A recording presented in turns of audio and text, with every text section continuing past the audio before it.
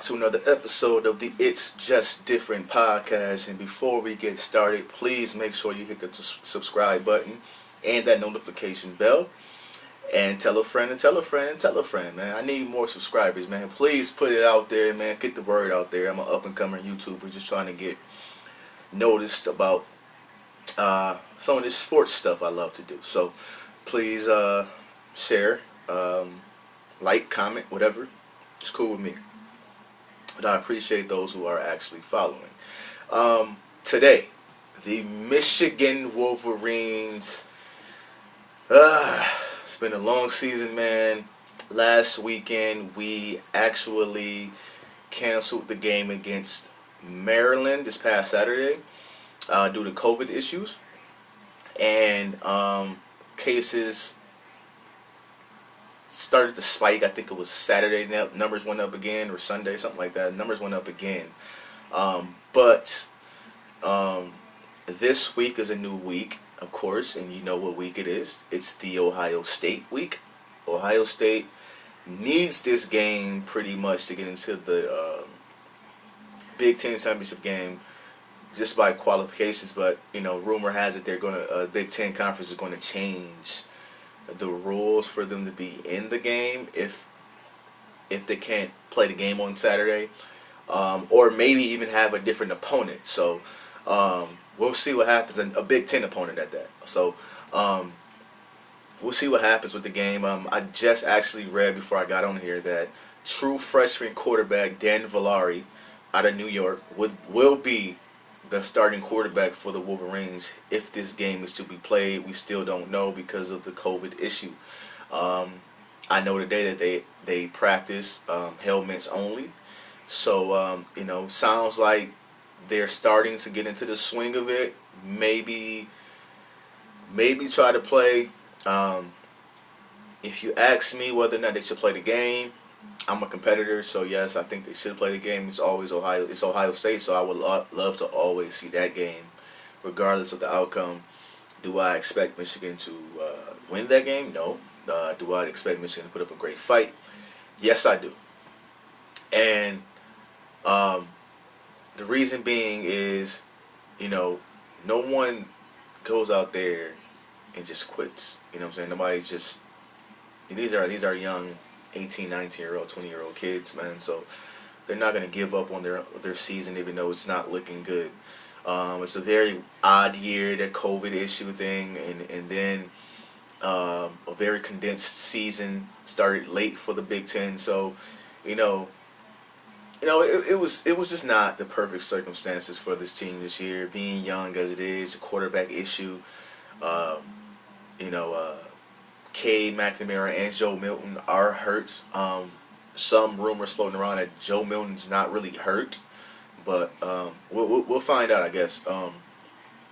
Michigan is not a team that really gives you an update on injury status or anything else during the week. They pretty much just go how it goes or whatever. And I'm a fan of that. Keep it all in-house. You don't have to know everything of why a guy's not playing or nothing like that. It's keep it in-house. If I want to tell you, I'll tell you. It's as simple as that. I like that. But a lot of smoke was coming out of Ann Arbor this weekend. Talking about Jim Harbaugh, whether or not he's going to be gone, whether or not he's going to get an extension, whether or not he's looking to go to the NFL.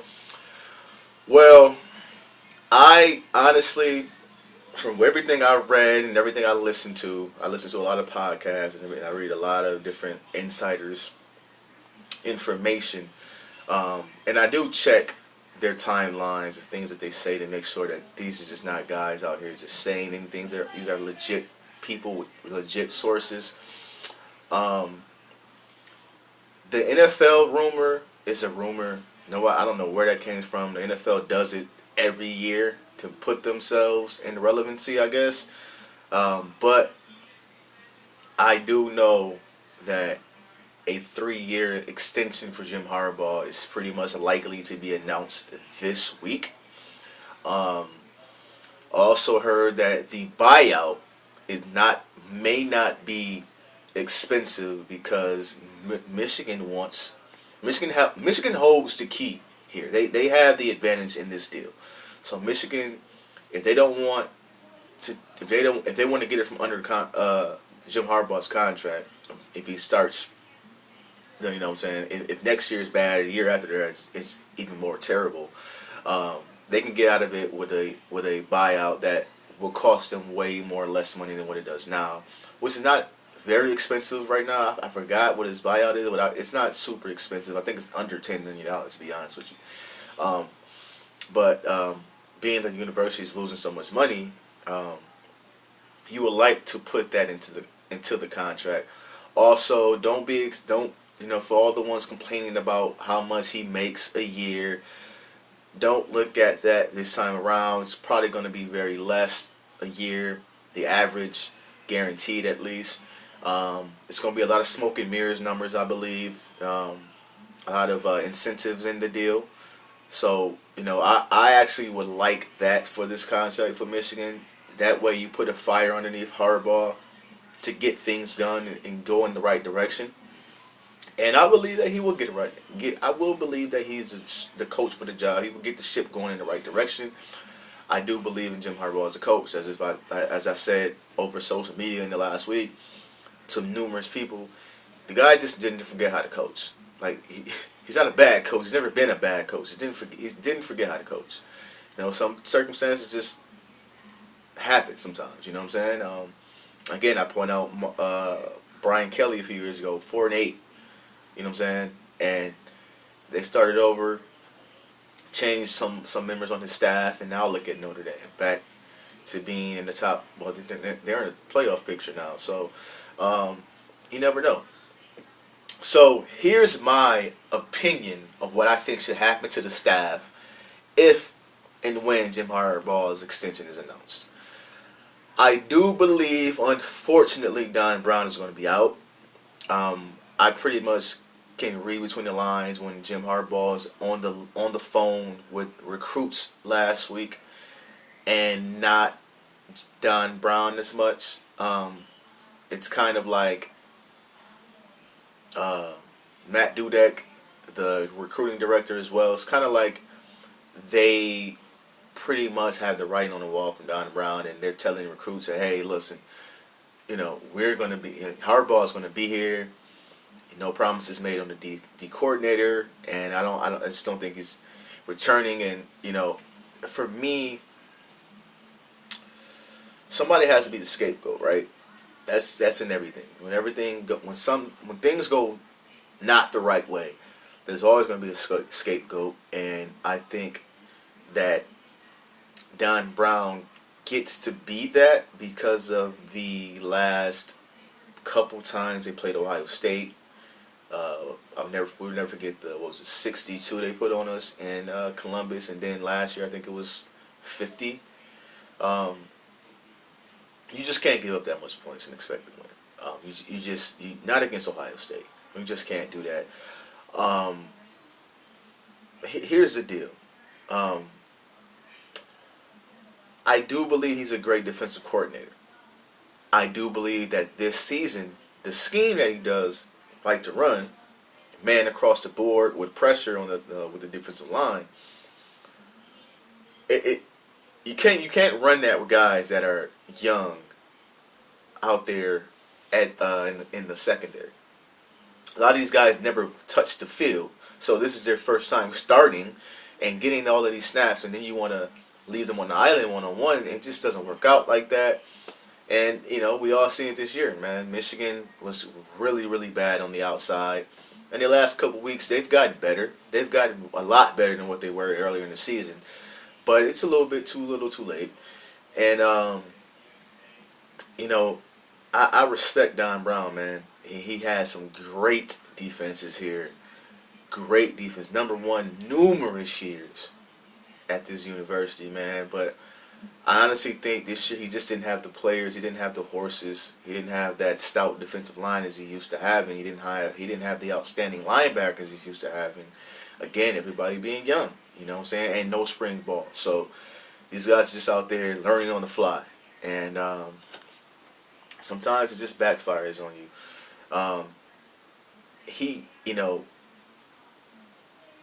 the offense has not been as consistent. I'm sorry, as consistent as the defense had in Harbaugh's tenure. You know, Josh Gattis' second season, and he's still learning how to be an offensive coordinator and what plays to call in what moments, stuff like that. But being that Josh Gattis just got there, and being his second season, and this year being cut so short, I think he's fine. I do think that the fact that the defense is regressing is the reason why Don Brown's going to be out. Now, I will give you this option. I will say this. If somehow Harbaugh sits down and fights for Don Brown and says, hey, look, I want you to stay, but we need to clean some things up. I do believe if some miracle happens and Don Brown returns, I think that the defensive line coach, Sean Nua, is automatically out. Regardless of Don Brown being there or not, I think Sean Nua is out. He cannot seem to close on elite defensive line recruits. Always comes down to the end with us, and he just never finishes the actual job. And I don't really see great development from the defensive line. You know, we went from Greg Madison, who was a great recruiter and a great coach, to this up-and-coming Sean Nua, and he's a fiery guy. I actually like him. But it's just the results are just not. The results are not there, man. The results are not there. Also, so what I would do is I'll get rid of him. I'll find a guy who can recruit elite defensive linemen out west and down south. Even if you have to overpay for a guy, I'll make it happen. As far as the offense goes, I will bring a guy in. I will bring someone in, some innovative person in to help Josh Gattis with the weapons that he has. Because it seems sometimes that they try to dink and dunk their way down the field with a bunch of fast guys. And it's like, when you watch offenses who have speed, as Michigan has super speed on the outside, what happens is all these 5-yard hitches and these 4-yard, 5-yard, 6-yard slants, and then one deep pass. You cannot call yourself speed and space and do that, right? So I believe that the spacing a lot of times is the issue too. So I would not be against them bringing a guy in or someone in saying, listen, you got the weapons. This is what we should do. This is how you should do it. This is what I'm seeing when you're running your offense. You're not doing this, and you're not putting this guy here. You're not putting this guy here.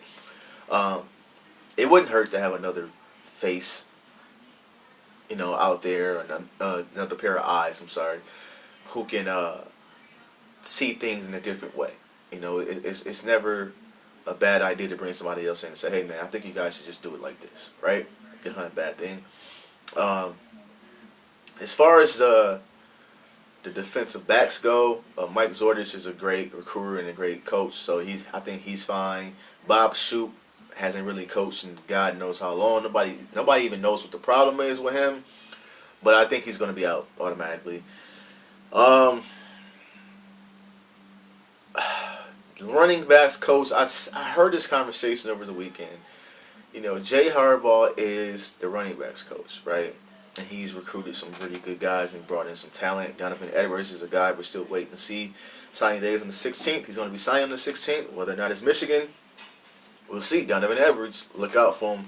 I believe he's the best running back in the 21 class. We'll see what happens.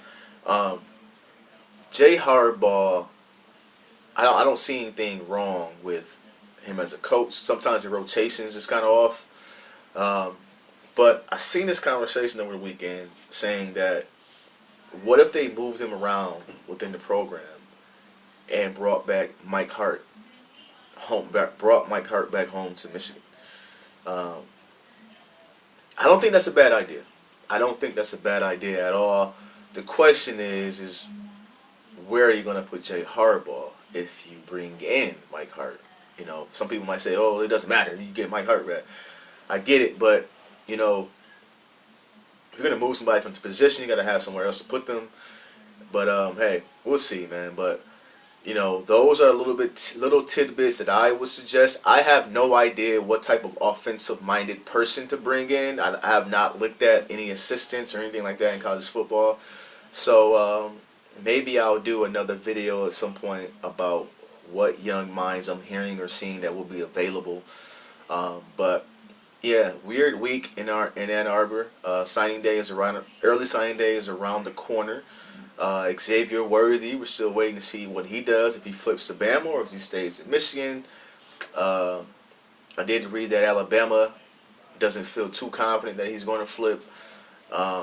Again, Donovan Edwards sounds like he may go Michigan over Oklahoma and Georgia. Um, you know, the extension should be announced as fast as possible because a lot of recruits and their parents are worried about the stability of the program. You have to answer those questions and put them to bed. So I expect, if not tomorrow or Wednesday, I don't expect anything later than Wednesday. That's just my personal belief. You can't keep putting it off like this. But yeah, man. Michigan, Ohio State. I hope they play the game, win or lose. I'm still a Michigan fan all the way through. Thank you guys for watching. Peace.